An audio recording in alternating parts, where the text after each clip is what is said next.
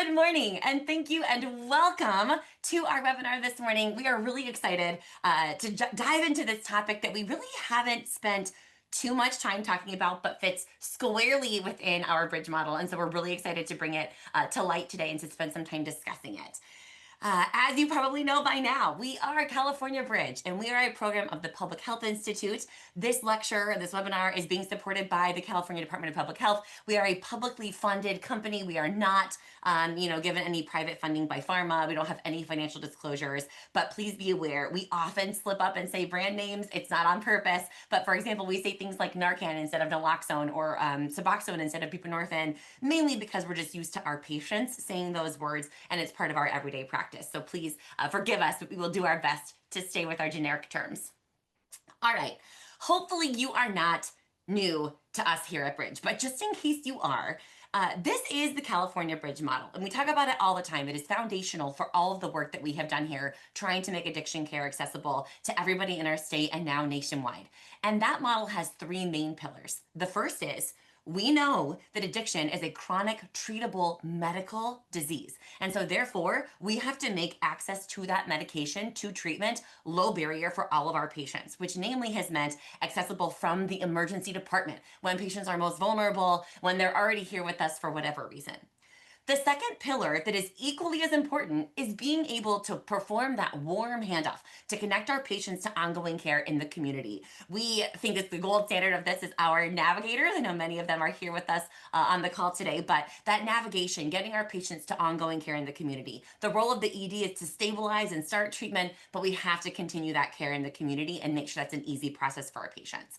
And then finally, overall building a culture of harm reduction. To us, this means two separate things. One has to do with stigma busting and attitude changing and really thinking about addiction as a chronic treatable medical issue. And then the other, of course, is being able to actually talk to our patients about ways to mitigate the harms of drug use. You know, can they do things like using new or sterile syringes instead of double using them or sharing them to help prevent things like transmission of HIV or getting infections like endocarditis. So it can all be about how to save lives all together in one big picture. If, again, you are less familiar with this model, I want to take one beat here and focus on that center pillar, which was connection to ongoing care in the community. Over the past year here at Bridge, even though we started in the ED in our first handful of years, we have spent the past year really focusing in with a group of clinical champions who do outpatient care, who are on the receiving end of these referrals that we're making from the emergency department and are seeing what that process looks like, what those best practices are, what those challenges are, what is working and what is not working. And we know that these are going to be our experts in talking about how do we actually make this care low barrier and patient-centered to make sure that they're also getting that same, harm reduction, no stigma, welcoming perspective when they hit the clinic as well.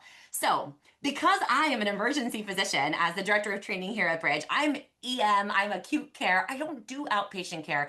I am so excited to invite my three speakers to share their wisdom with us on what that looks like, what that referral pathway looks like from their perspective, and what we can learn from that to make our role in the ED and the acute care setting more successful to help our patients actually achieve success. So I will have them each introduce themselves. I'm so excited to have them here with me.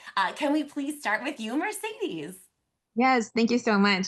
So I am Dr. Mercedes Patee, and I am a physician, CEO, owner of Renewed Life Medical Group, which is an outpatient MAP program. And I also am an ED physician and established a bridge program in Northern California and Redding. Wonderful. Danny. Yeah, good morning, everybody. My name is Danny Contreras. I'm the health service manager of our medication assisted treatment program. And for the county of Santa Cruz, we have three health centers: the Homeless Person Health Project, the Watsonville Health Center, and the Santa Cruz Health Center, which we refer to as Emmeline. And we have really good relationships with our local EDs and jails and prisons. Yeah, Danny, your perspective is from so many different venues. I can't wait to hear you share all of that with us. And then definitely not new to the program, but one of our favorites to welcome back, Rebecca. I'm Rebecca Trotzky. I am a family medicine doc in LA, and I have been a champion down here to push access to care, by any and all means possible. And I'm very much looking forward to connecting with everybody here and helping us all move the floor a little higher and the ceiling a little higher.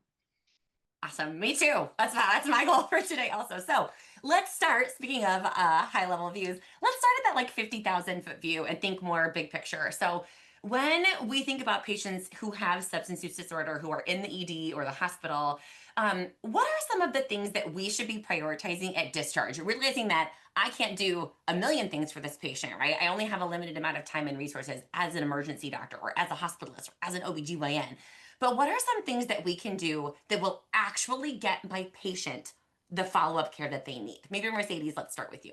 Yes, thank you. So I think the most important thing is you have to make the process incredibly easy, because if you have too much paperwork to do, and or if it's a complicated system, you just really can't keep that ball rolling. So even if you get it initiated, it's just not going to continue. And so the biggest thing is to make it easy. Talking to your staff, is this time consuming? Is, having to send a fax or having to go online, and I don't have time for that. You need to ask them those questions, because if it's too time consuming, it's not going to happen. Also, you need to know who your referral partners are and check in with them. Are your patients getting there? Because if you're going through all this trouble to get it done, and yet they're not receiving the patients, then it's really not working. So one of the big things is that if it at all possible, when the patient is in the hospital, to actually have the clinic who's going to be receiving them make that contact while they're there. And you want to build that trust. So they want to be able to see who they're going to see afterwards, so that all those barriers of anxiety will be much less and they're more likely to show up.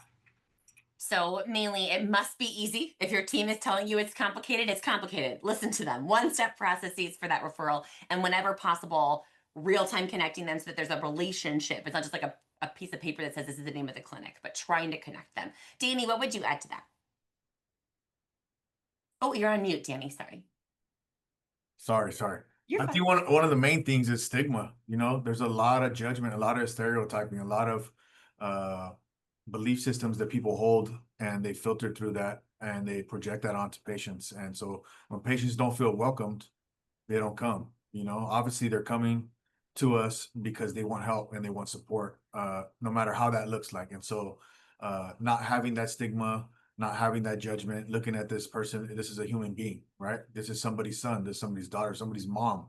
How would I want that somebody to treat my mom or my father or my brother or a cousin, and get them the help they need. So like really teaching and training and providing that support for the staff, the direct staff that are up there at the front desk, maybe even, if you got security on your premises and whatnot, everybody, so they treat people like a human being. And I think that opens up a whole lot of more doors of opportunities for people to get the help that they need. If people don't feel that they're welcome, people are out there dying. And this is a way to save somebody's life. Yeah, thank you for saying that, because I do think that when we talk a lot about how do we make this easy for the patient, we do forget that the person who's doing that connection or that explaining and how we do it matters almost as much or more maybe than the actual process itself, right? If somebody seems invested in you and caring about you in the way that we deliver that information, it's going to go so much better than if we're like, whatever, here's a piece of paper. I don't care. Get out of my ER. I need the space, right? That's not going to be received the same. Rebecca, what about you? What would you add to this? Yeah, in addition to the usual, safety net floor, which is making sure you have meds and refills from the ER sent to the pharmacy that makes sense for them, ideally free or with the lowest copay possible. We talk a lot about how to support our patients' understanding of healthcare navigation. It's so hard to understand, hey, I have healthcare, I have Molina, I have HealthNet, I have what? And then where are you assigned? It's this clinic. Okay, what doctor? Oh, it's that doctor. I've never met that doctor. I've never met that clinic, and I don't know that insurance name. Those are all things that our patients need to sort of like a little bit understand, like city, state, nation, and they all have to be aware of so that they can re-up their insurance, they can, re-up their engagement with their healthcare provider. So we try to do a lot of like floor building, which is like, hey, we're going to for sure call you and check in and make sure everything worked. You picked up your meds, you know where you're going. But we found if we don't give people the skills to continue that support, even if we had like 100% of our patients with like an exact appointment, like Tuesday, follow up, a clinic across the street, we have the appointment for you. A lot of people don't show up for a lot of different reasons. And so, having the scaffolding for the skill building to like remake that appointment. And then also we have a lot of completely like low barrier entry points. So it's like every Tuesday morning, we're hanging out on this street corner. You know, we have like a little check-in point. It's not a clinic visit. It's just like a welcome spot. So people can always like find us by our phone number, always can find us by that Tuesday morning check-in spot. And then from there, we help keep like building the skill set that they might need to get connected to what is considered like the way we deliver healthcare in the United States, that brick and mortar clinic. But also building that support if that doesn't work for somebody, how can we work around that? So in a way, what I hear you almost saying is, if we can anticipate the most common barriers, whether it's not being able to make the appointment that we made for you, or not having transportation there, getting to the pharmacy and encountering issues, if we can give our patients that expectation, like this may not go smoothly, and if it doesn't, here's what you do. Probably thinking about the main pieces: how do you get medication? How do you get follow up? Right, that those two things. For one of my favorite examples is like when the patient is at the pharmacy, if there's an issue, have the pharmacist call the ER right now. Like, don't leave the pharmacy and come back to the ER and say they wouldn't give me my medicine. Like, make them call me. I can do so much for you over the phone. I want you to call me. And if they won't let you, like, you call me. Here's the ER phone number. Yeah. Call it from your cell phone and we'll help you work on it. Like And nobody knows that.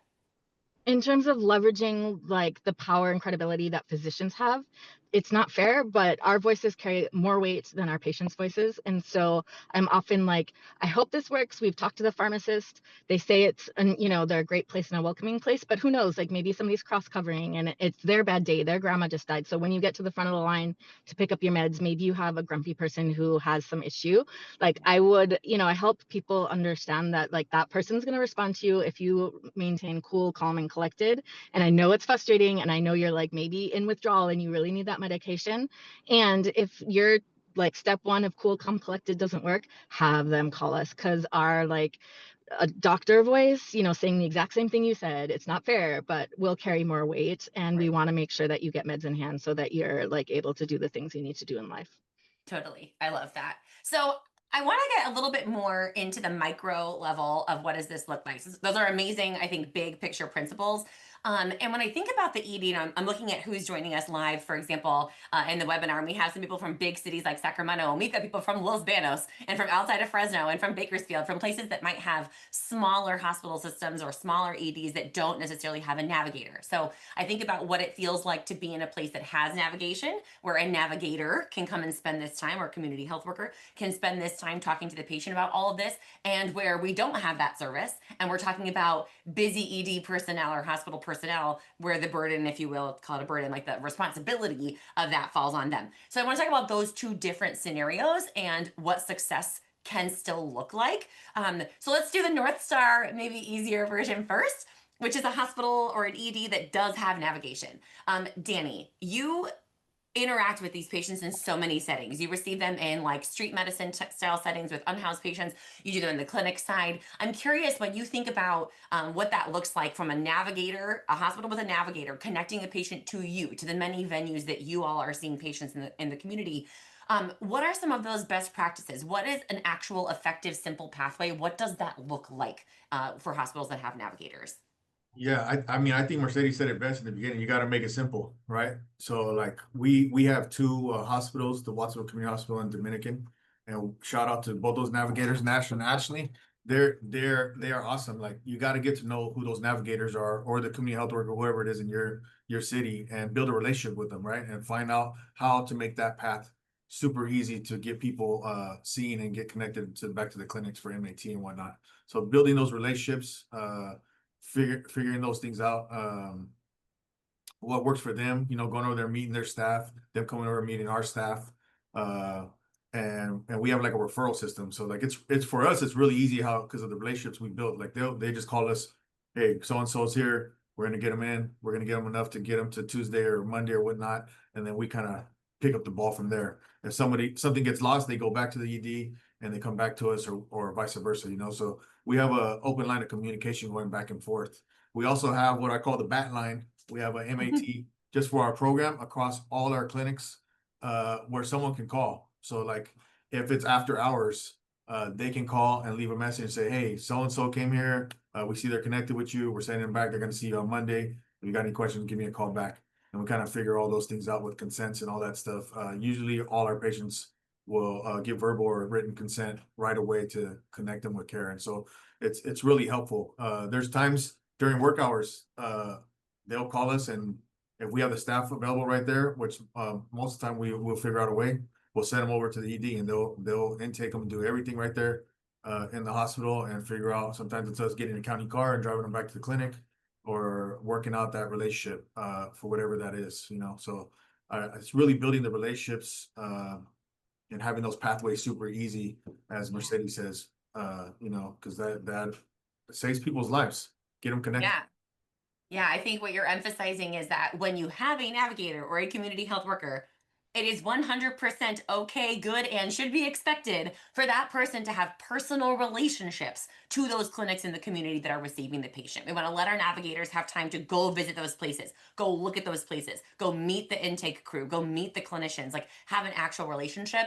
And then what I also heard you say distilled down was one phone number. Just one. No matter what the patient needs, we have one number for all of our clinics. Not, oh, well, if they have this insurance, call this phone number. And if they're unhoused, call this phone number. And if they're, no, just one step process, 24/7. The bat line, I love that. I might steal that. But there's just like one phone number. Mercedes, what would you add to this? Is there anything that you would say? Yeah, I would say, so I started in the ED with when the bridge program rolled out, right? And so I was the ED physician doing that. So we had a lot of meetings with the clinics in town, and we had an incredible navigator that we started with, Angela, and she's still there, in fact. And they have another one also, but Angela was just so good about talking to the doctors and the PAs and the nursing staff, and asking, hey, do you have somebody? I'm here, by the way, when they would show up to the shift in the mornings, like, hey, I'm here, if you have any patient like this. So it's constantly a reminder to the people there, because not everybody comes in just for that, right? And then they're also looking at the board. They have access to the EMR. They're going through the board and the ED and looking to see if anybody potentially could be one. And if they did find one, they would talk with the provider. And then it's so important, because if you want to get the navigator involved really early, right? Because time is of the essence in the ED, and they just hate waiting for stuff if the room can be opened and cleared for another patient. So getting the navigator early was super important to making sure that they were able to make that phone call for the follow-up appointment, to be able to speak with the patient about those issues. Let's say they came in for, I don't know, an infection, an abscess, and it was somehow related to drug use. Well, they can already start talking to them, to motivate them. It's like, hey, we actually have help for you. These are the places you can go to while they're waiting there to get their treatment. And as Danny said, that's super important, so now, that relationship building, because now I'm on the other side. I have my clinic. I am the one who people send the patients to from the ED, and I still get phone calls from the navigators. They'll call me while the patient is there. And outside of the patient interaction, they come over to our clinic, and I go over to the ED where they're working, and we build this relationship and ask what's working, what's not working. Are you able to go online, and are you able to book an appointment with us? Like, what's actually happening? And we're constantly trying to tease it out. And if they say, well, we're having these doctors seem to be, on board with that, but we have these other ones, it was like, okay, well, let's set up a training. And so they'll set up a training, and I'll go in there and I'll set up a training. So their eyes on there, I'm eyes here, but we only know that because we're able to have that relationship and to be able to communicate. So it feels like you're saying two things that I heard, which is when you have the privilege of a navigator, not expecting the navigator to be the only person with that relationship, that there still is a place for the receiving clinic to come connect with the clinicians who are seeing those patients, so that you know who they are. Oh, like give them a sense that you have expertise. It's like if a consultant never actually talked to you as the ED person calling them, like a cardiologist, right? If I never had the sense of what that person was like, it would be very uncomfortable to keep sending patients to that person. So I love that you mentioned that. And then the other thing that you said was getting, like, the navigator being proactive and getting involved early, because that dispo planning, like what we do to decide what the patient needs on their way out the door, you can't wait till the end, or everyone's like tapping their foot like, hello, I need the bed, right? Think about it at the beginning. We know that coordination is coming. So I actually want to keep the spotlight on you for a minute, Mercedes, and talk about the flip side of that. What if there is not a navigator, right? I think some of these principles still hold, but you are an emergency trained physician. You've been in the ER for many years. Like, what does that look like? What does an actual simple process, successful process look like without an Angela, without a navigator? Right. Right. Yeah, that's a great question. And that's, That's where it goes back to initially we talked about. You got to keep it very simple. It's got to be either one phone call, right? It's got to be a phone call, or it has to be, I don't know if there's an order. If someone, for example, is going to be referring to someone in the same system, like the same medical system, just an easy order to place. Or if there's a phone call, it has to be to a specific person, right? So that's a lot of, you now have to, if you don't have the Navigator, you got to do a little bit of legwork on this, right? You have to go out and meet what is the phone number that people can call? Who is the one they're going to be speaking with? Have that one personal contact. And so it's much easier for the patient. Another thing is that letting the patient actually take part in the process is very crucial, right? So a patient can say, yeah, okay, I'm going to call, here's the number to call. Or they're sitting there and it's like, here's the number, here is what you need to say. If they're going to leave a voicemail, leave your name, your phone number. I mean, it's so simple, right? But sometimes they're like, hey, I need help. Okay, and then there's no number, right? What do they need help with? It's not an issue in leaving information if the patient's leaving the information, right? So it's not like this, privacy issue because they're leaving the information. So if you're sitting there, have them make a call while you're there, prep them to know what they're supposed to say, and then have that specific number that they need to call in order to do that. Yeah, I would say those are the main things that you want to do. Yeah, so I heard a couple of things, which I will say, which is, again, it must be simple. And you'll notice that no one has said anything about faxing anything. I think that what I'm hearing from all of you is that didn't work. We had a lot of hospitals that tried that early on as part of their pathway. Let's stop doing that. Let's put a little legwork in at the beginning. We're as a champion, work with your community clinics to develop that bat line, to make that phone number a secure phone line where things can be left over that voicemail and someone's actually going to check it. Someone's actually going to follow up with it. And then having a sheet, like a little card you give patients, okay, call this number, leave this information, because they do a lot of waiting. It's okay to put our patient to work for themselves, right? To give them a little bit of a task, but we have to make that task so easy for them. And there was a comment in the chat that from Rebecca that I want to highlight, which is, don't forget that even if you have a Navigator, you don't usually have one 24/7, 365 on holidays and on February 29th in a leap year. Like there are days where you just don't have one, and there are after hours, so that process is important for both sides of the clinic. Danny, I want you to weigh in on this, and then Rebecca, I'll go to you next. So Danny, what do you think as far as like for no Navigator sites, anything you would add to what Mercedes said? Oh, and you're on mute, don't forget. I'm gonna keep going back to keep it simple.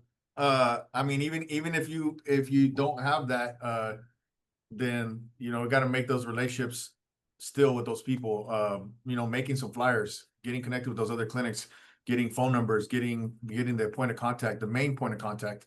And being able to have that on hand, and like she said, keep it simple. Like, all right, you call them, you coach them through. This is what you're gonna say. You can leave your number, your name. If it's during work hours, then you're gonna go straight here and talk to this person because you have those relationships. Danny, when we call a clinic like yours, do you have Navigators at your clinic? Is that like a thing? Do those people, like if we leave patient information, is it common for the receiving clinic to have someone that can follow up with that patient? So my bat line is I have 4 medical assistants across the clinics that, besides them doing other stuff, they're checking that constantly. And so they will start doing the follow-up and connecting them to our drug and alcohol counselors that are at all the clinics, or the street medicine team, whatever is appropriate. And so there's like no wrong door at our clinic. You just show up, we're gonna figure it out. Yeah. So Somebody's gonna help. It's safe to say that even if my hospital doesn't have a Navigator, oftentimes a clinic like yours does. And so maybe the goal here is like, how fast can I get you on the phone or get somebody's info on the bat line so that your team of Navigators can connect with that patient? I mean, is that a safe thing to say? Is that reasonable? Yeah, for sure. And I'm trying to. We have the Safe RX, and they created a list of providers in the community that people can call. Have the main contact. So before I started having my bat line, people were calling me or texting me after hours, and then I would figure it out with my team when we get there in the morning. Hey, I need you to go check in with them or so and so, and we go to that. So this is one of our flyers, our brochures that basically any patient can come in. It gives a real quick and dirty of our program. All the groups that are available. We have opened it up to have a lot of shared medical appointments, because if you come to the clinic, to set an appointment, a regular appointment might take 2 to 3 months because of how many patients we have. but we have set it to have these shared medical appointments open, that patients, we can get them in there super fast. And we have one every day of the week at most clinics. What I love is I'm looking right here at your handout, and it says after hours, weekends, holidays, call this number. Like, it's just right here or up here, contact the MAT team. It just has this big, nice, bold number. I could hand this to a patient. I could say, hey, it's 3 a.m., on Saturday. Call this number. I'm going to get you started on medication. Let's get you feeling better. But I want you to set up that follow-up in the meantime. Here's a little printout of what you should leave on that voicemail. I want to just make up my personal point of privilege moment here, which is that I actually have a clinic where I work out in Imperial Valley, the Imperial County Behavioral Health Services. This is a picture of Dr. Ahmad and of her team, her navigators and stuff over there. They do the same thing. I work at a tiny little hospital out in a rural place. We do not have resources. We do not have a navigator, but they have this 24/7 number that can be called, and patients can do a real-time intake. And then within 24 hours, a navigator from their clinic will call my patient. So I love it because I have this handout in English and Spanish. I have one geared towards adolescents and one geared towards adults, all of which are given to me by the behavioral health services. When we're running low, I text them and say, hey, can you bring by some more? And they bring them in color. And that way I know that the information is really up to date. It has their location. It has that phone number. But I can give that to the patient and I have them call that number. That is how I do navigation, is I say in real time, will you please make this phone call right now and advocate for yourself? And I'm going to focus on the medicine part. And it does work really well. I want to highlight that it really does work well. Rebecca, let's go to you. You are one of our longest standing champions doing this like low barrier, amazing connection to care in the community. What would you add? What are some other options or things that look like low barrier connection pathways, especially for no navigator systems? Yeah, we've like collected the range, and there's so many awesome ideas. Right now we have a little tiny business card that really doesn't necessarily look like an addiction medicine flyer, and it's kind of based on the model of like survivors of violence who might be needing to flee a situation. And we are able to go give that to a pregnant patient who might not have her partner aware of the fact that she's using drugs, or we might give it to a youth who might need something. And it's like cute, it's like gold foiled, so it like could pass for many different things. And it really just points to that 1-800 number or the Google number, whatever it is, that's 24/7. And I tell patients, and our staff tell patients, hey, this is 24/7. We will pick it up. It comes to my cell phone. It comes to somebody else. And if you can wait till business hours, awesome, do that, because we'll be able to help you a little bit more in depth during that. But just I think having that something in the pocket, something that a direct service that like it reassures that anxiety. And more I think about like the stressfulness of all of this that people coming through it just experience, and how like I have a toddler right now who has meltdowns. I'm like, when they don't have a meltdown, they can do all the things that somebody needs to do. They can wait for their turn. But if they're in a stressful moment, it's like they might just need a card that's like, I need my medicine. And so thinking through all the paperwork that we have to print out anyway in the ER and hand to our patients, if that's the case, what do you want to print out? That's something that they could hand to the pharmacist. Like, hi, welcome to community pharmacy. My doctor sent a prescription for me for buprenorphine. It's important that I get it now if you have any questions. Like, what are the things that could help somebody navigate through the system and do it elegantly and in a stressful time? The other thing I think about is technology. Like, there are a lot of software programs that a lot of our systems use, and maybe use good, maybe use less well. We have, for example, One Degree, which does that bidirectionality. Like, if somebody wants a referral to a community organization, you can print out the list, the map, and then that organization will get the name of the person if they want to share it. And so there's that bidirectional like referral process. And I know a lot of other counties and hospitals and community organizations have some sort of like way to do those bidirectional electronic referrals. And that's really nice as well. Yeah, and especially, not all EHRs are our favorite. We're not going to say brand names, but some are just less sophisticated than others.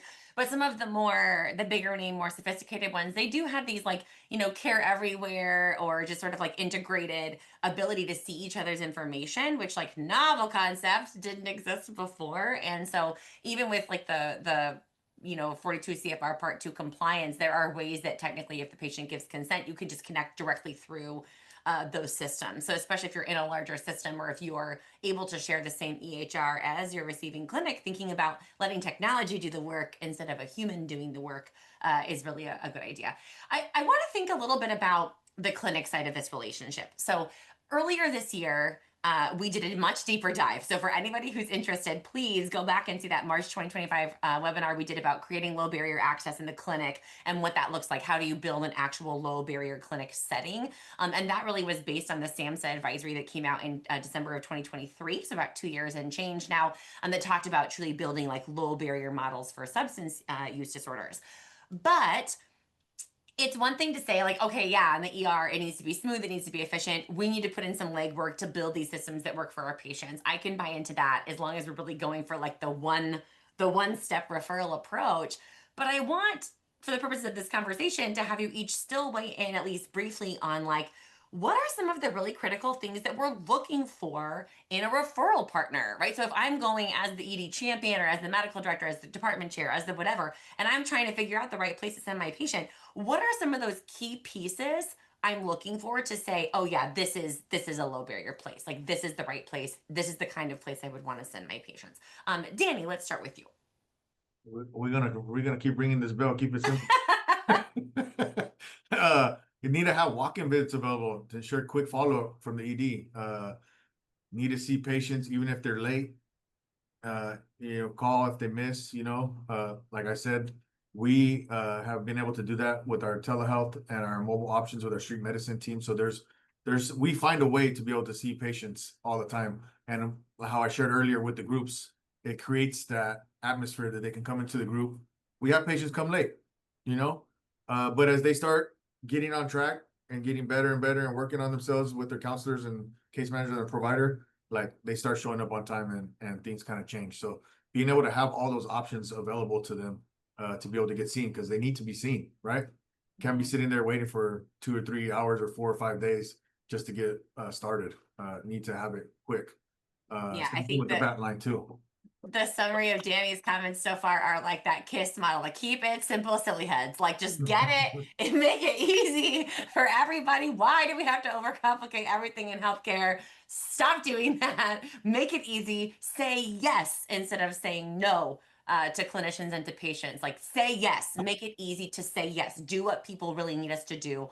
Go to where they are, say yes when they're late, help them reschedule, remind them they have an appointment. If they don't know how to get there, right? Can you, to Rebecca's point earlier, can you be the person that translates the medical side of things and says, did you know that, Medi-Cal, for example, covers transportation to your appointments? Can I get you that phone number? Can I help you set up that car ride, whatever? But keeping it simple, just make it easy. Mercedes, what would you add? Yeah, I would say everything Danny said is so true because I'm on this receiving end here. We're receiving the patients, and my goal is to make us the easiest path of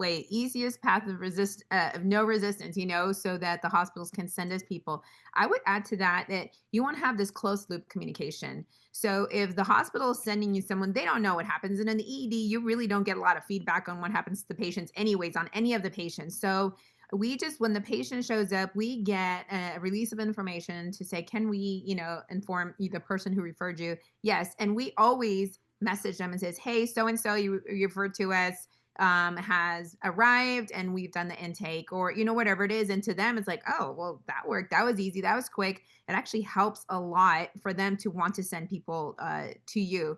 The other thing is that you got to think about the patient experience. There's a huge mountain to climb between the ED and getting to the outpatient setting, because they've had such a horrible experiences with other clinics or other providers potentially. And they're very scared about how they're going to get treated. And they think that you might treat them the same, or are they going to run them along like cattle? And so what we do something very special for them, is we actually have recorded and put online on our website. This is what it's going to be when you show up. Have the front of the door, you walk in, you have the person who's actually there, an actual, this is our actual clinic, and people, this is so-and-so is going to meet you, and you're probably going to get offered cold water, soda, whatever it is. And then you're going to walk, and then the person is the patient, the pretend patient's walking down the hallway, and you're going to meet the counselor and sit down, and then you're going to meet the provider, and then you're going to come out, with this right here. So it's just like, it breaks down like, oh, okay, they've experienced that. And then we talk to our staff and we train our staff. Says when somebody walks in, get up to meet them. Like in the where if we're in the back and we're not busy and we hear that bell ring when they're walking in, we come down and we walk in. The anxiety goes down very quickly. So I think those things are very important. Now, one thing is that you really, we've mentioned this before, you really do have to maintain that relationship with the person who's going to send you the patient. And the Bridge program obviously is a great source. If you want, hey, who's the substance use navigator? Who's the champion over there? Who do I need to go to? They have most contacts. But if for some reason you are not in California and they don't have that contact, well, be the person. Go talk with the medical director or the nursing director and the ED and say, who's your point of contact? This is who I am, and make those appointments and meet with them. Yes, that again, the relationship. It's coming down to like building the relationship. And if you don't know somebody, like Mercedes said, please reach out to us. We know so many, at least in California, we know people in almost every hospital. So if you're on the clinic side, on the program side, and you're looking to figure out how can I build that relationship, let us know. A warm introduction is often much better than a cold email. So Mercedes, if I could have every clinic and every testing center and every situation where people feel stress, mimic your idea of having a welcome video of like, hey, just FYI, here's where you park, here's where you walk, you're gonna pass the green door, we're the third one on the left, and when you walk in, here's our staff, and they're like waving. I love that so much, and it would have taken what, like 2 hours or something to put together, and it just, the amount of relief that could bring to somebody. I hope that anyone running an outpatient clinic or program, please copy that. Please, for the love of God, copy that and put it on your website. Rebecca, what would you add? Anything else? So many fun things. I really stress like even when we have best intentions and the most awesome program, right? It's going to be a fluctuation over the day or over a couple of years, like the ceiling and the floor. And so we're keep trying to be like, what's the floor? What's the bare minimum everybody should expect? And I think the bare minimum, and we've been good at California Bridge at describing this and educating our ER clinicians and our EMS clinicians, is like, after an overdose, if you get in a naloxone and you have opioid use disorder, you should be able to talk to anybody in an ER and they should prescribe you buprenorphine and offer it to you there. And they should not sit there and like pontificate about if you have follow-up appointment in X number of days. And I just, you think of this as reframing the mental model of addiction medicine, right? We've really transformed this from like a social failing to a medical chronic condition. And just like if you had somebody with a blood sugar that's 10 times normal, you would never be like, oh, well, good luck. I don't know if you have a primary care doctor in 3 days, so I'm not going to prescribe insulin. Like everybody in the ER would jump to be like, of course, not only am I going to give you the treatment for life-saving condition here, I'm also going to make sure you have a month's supply and maybe even connect you to a program. So, but if you couldn't guarantee that they had follow-up, you would do your job and due diligence to make sure that patient is as cared for as possible. And so that's what I think of as the floor. And I think we have hopefully gotten the floor covered. And I love all these great ideas of how to make things even more welcoming. So that's the ceiling that we all keep to work for. And I think about it like, Awesome. I love that. And I want to be fair and call out some of the things that were mentioned in the chat by our current attendees. So there was a mention of like, making sure that your discharge instructions are up to date, work with your clinical referral partners to think about what are the other basic resources, things like transportation, a list, have to give choice here, but a list of pharmacies that do a good job with, Medicaid and with or giving the buprenorphine prescription or calling you if there's a problem, like having that as an option for patients already sorted out. And then reporting back your victories. Like if you are a clinic, please communicate back some positive feedback to the ER, to the hospital. That is so incredibly motivating. We never get feedback. Like we only ever hear when things go bad. So if somebody, reaches back and says, hey, FYI, this patient you referred to us has been coming to clinic for 6 months. They're doing great. They have a job. They feel amazing. They wanted me to pass on their gratitude. Gosh, man, is that going to motivate me to keep giving medication? So please, I love that. Thank you to all of you who were mentioning that. And then looking for places that really have like, inclusive language, that don't say no if you're an immigrant or if you're not a full American citizen. Right? There's like lots of ways to be here legally or not, and just to need help. We want everyone in this country to have access to care, right? That's what we want. And then another thing that was mentioned this is kind of not the best that everyone can do, but apparently in Spokane, Washington, there's like a peer recovery cafe where they have like a very low key casual environment where patients can come and get help and talk to people. It's not a medical environment, which I love. I know of another place in Seattle called Battlefield Addiction. It's a coffee shop where they do the same thing and they have support groups for families. So if you're a really big system or program, maybe think about starting something like that, another low barrier, just casual, informal, non-stressful environment where patients can come and get help and navigation services. So as we wrap up, I would love to give you each just one more chance.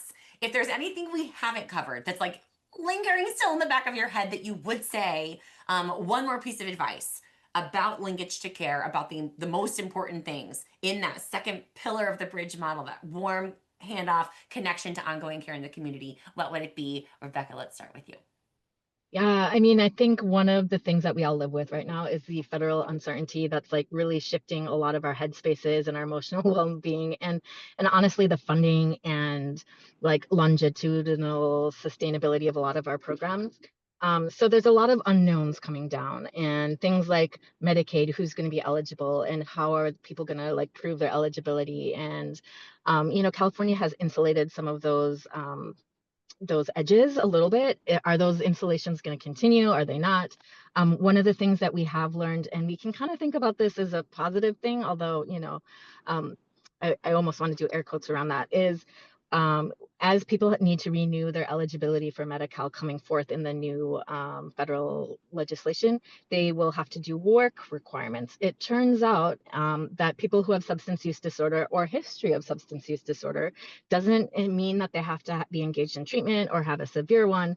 Those people will be exempt from work requirements with the understanding that it's a hard population to, engage in employment, and also people should receive medical care so that they can access treatment. So I'm like really thinking ahead for next year and the year after, like, what are the scaffolding things that we need to do to make sure our programs are sustainable financially, but also just like acknowledge the like elephant in the room, which is it is a really uncertain time, and it is scary for us like clinically and personally, and LA and everywhere else is facing a lot of unexpected barriers, and some of those are real and some of those are like anticipatory barriers and anxiety barriers that we have right now. Yeah, I want to reiterate that in case anybody missed it, because that was liquid gold advice, that in HR1, the big budget bill that was passed, it does institute those work requirements, which in certain states where they have piloted this did lead to people who have jobs losing their Medicaid coverage, in part because of the paperwork burden. And one of the exemptions is a diagnosed substance use disorder. So it is a real, like, if ever there was a motivation, to identify and find patients who have substance use disorder, both to give them that diagnosis and help them start treatment, now it might also be what helps them keep their insurance. So a million reasons to help our patients who have substance use disorder better identify it, stay covered, in California and in other states with their Medicaid, and be able to access life-saving treatment. So amazing point, and I wanted to make sure that nobody missed that. Danny, what would you say? What's another thing that you think is just like liquid gold, thinking about really improving that connection to care, that you would want to say? Yeah, I would say direct to inject. Ooh. More EDs and clinics are starting to do this, the direct to inject. It can be difficult navigating the payment structure from the ED, but there are ways to order the medication to local pharmacies or coordinate with a clinic partner. If interested, reach out to the bridge team. There's I forget the exact name of it, but they're out in Seattle. They did some studies on it. They had a lot of good research behind what they were doing out there, and a lot of success. And they actually started doing some trainings. I missed the last one they had. I wanted to jump on it, but our clinic has been doing direct to inject, from fentanyl straight to the bupe. And we see the difference. It helps people get over that hump of that withdrawal and get on and start onto their recovery journey. So I would look into direct to inject and see how you can implement that in your ED. Thank you for bringing that up. We do have the new bridge direct to inject protocol, which many of our clinical champions assisted during like a brain hackathon where we kind of put together a bunch of best practices, and that's available. It's in our chat. We'll send it in the follow-up email as well. But that protocol is available on our website. And like Danny said, from the ED side, it can be a little bit complicated to figure out payment, but a bunch of people did it. A bunch of hospitals did figure it out. People are doing this. So patients can go straight into injection long-acting buprenorphine and not have to go through withdrawal. They can start it in combination with oral buprenorphine to stop withdrawal symptoms now and be able to not have to worry as much about the issues that the pharmacy has, or if they're an unhoused patient, they're worried about losing their meds or getting their medication stolen. Like, you can't steal it out of their body. And so it's a really amazing low barrier way to get our patients that medicine. So thank you for bringing that up. I love, it's like all the rage right now because it's so patient-centered. It's so rare that we have something kind of new that is just so patient-centered and so low barrier. Mercedes, anything else? Closing thoughts? Yeah, Alicia, you're talking about low barrier, and the truth is, this doesn't always work that easily, right? Right. So this is just, hey, if it's okay if you don't have the whole system figured out, it's okay if it doesn't work smoothly. Start the patient on treatment, right? Start the patient on buprenorphine, and start the patient, on naltrexone for alcohol or whatever it is, and just get them started and do the best you can, and for follow up, but don't let a complicated process, maybe you don't have those connections, keep you from actually starting treatment. Just start the treatment. And then I would add to what Rebecca said, it's very true. There's a lot of changes that are going on with the laws. Also statewide, we have the SB 43 with the 5150 holds, where now the person doesn't have to have mental health issues and crisis. Now substance use disorder also qualifies to be able to place someone on hold. So we're going to have people in the ED that are there specifically for substance use disorder. And so being able to start the patient, potentially even seeing the patient as a clinic in the ED, and getting them started and being the referral process would relieve a lot of that boarding time in the ED to be able to do that. So I agree, being aware of what's going on, being the low barrier, and starting the treatment anyways. Yeah, it's funny. I always think about the patient, the workflow of how do we refer patients. And I love that you both are bringing up these like federal and state legislative and regulatory changes, because they are really impactful. And that SB 43, right, did allow 5150s to now encompass patients who are gravely disabled because of substance use disorder, people who are really struggling with stable housing, relationships, et cetera, because of a substance use disorder. And so now that patient might be in the ED on a 5150. And the law, thank God, was updated to say that not all those patients have to go to an inpatient psychiatric unit, but they do have to go to the correct type of facility, which could include an addiction treatment center.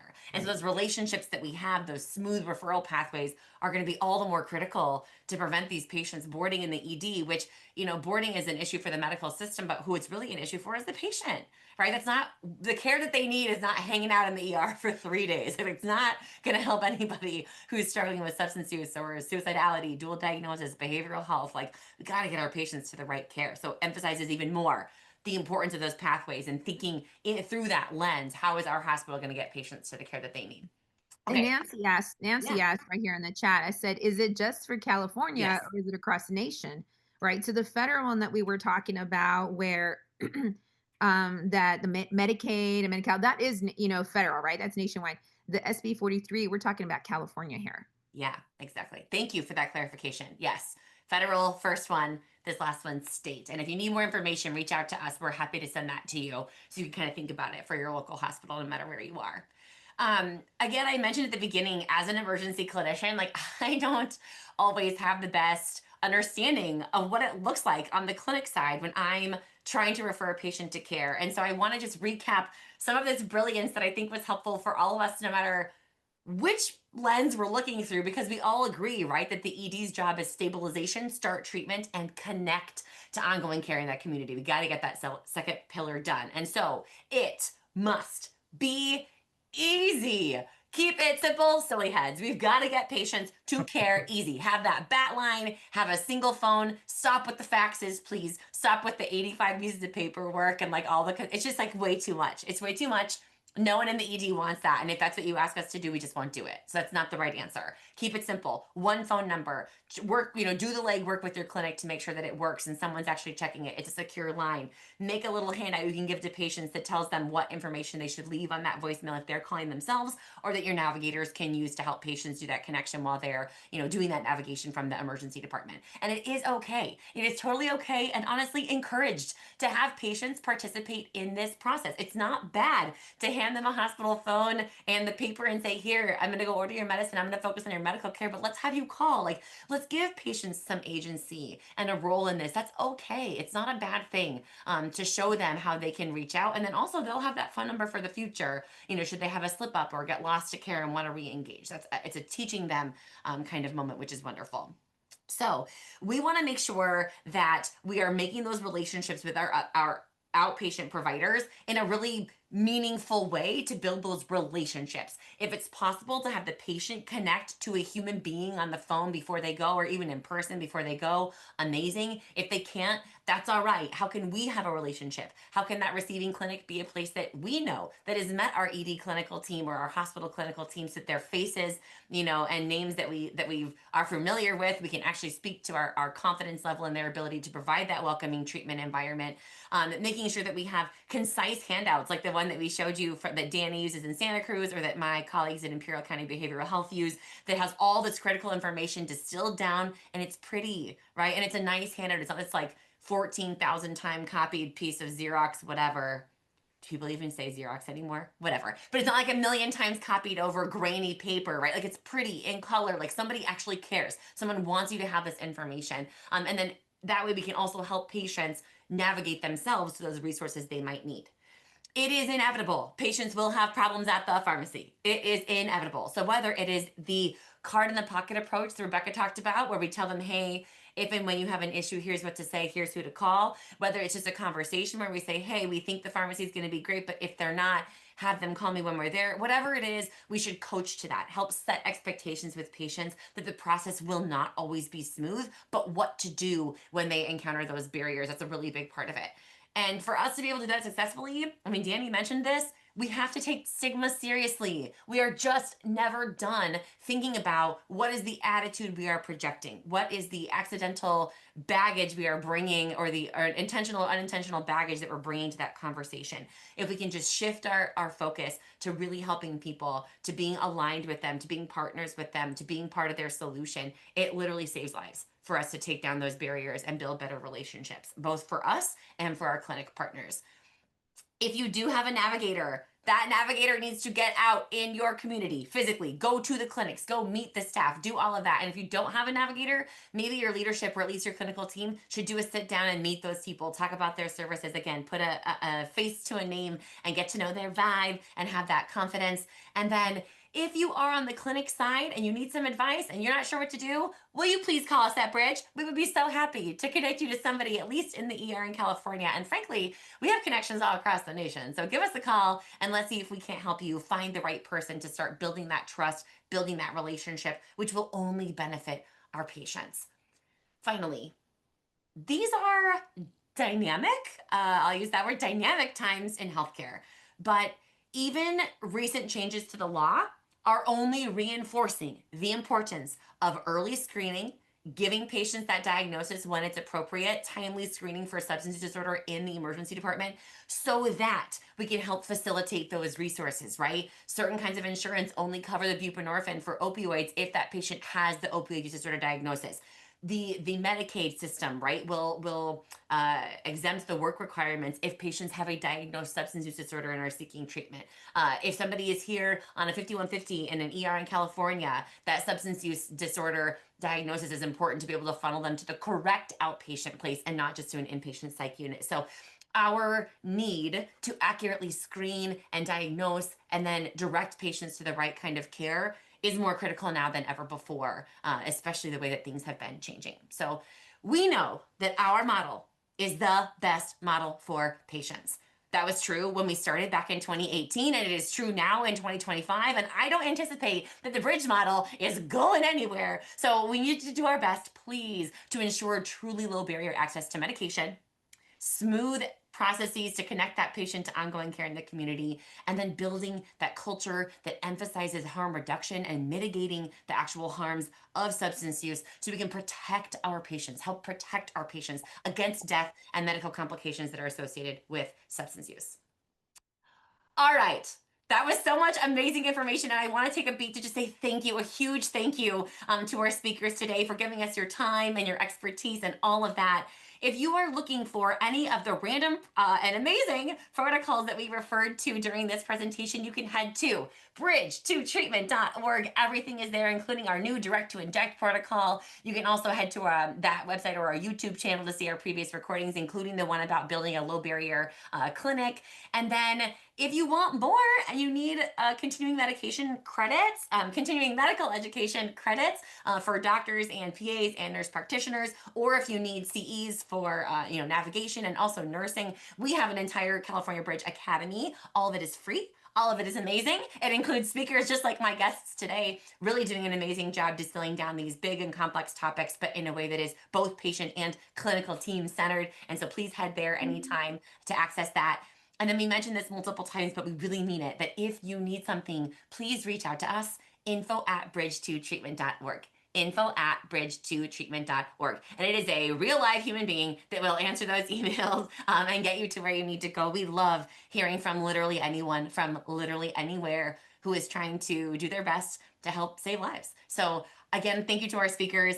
Thank you to all of you for spending this time with us. And we always end this way, but I mean it so sincerely. Just thank you for everything that you are doing to help protect patients and save lives in your community. Have a great day, everybody.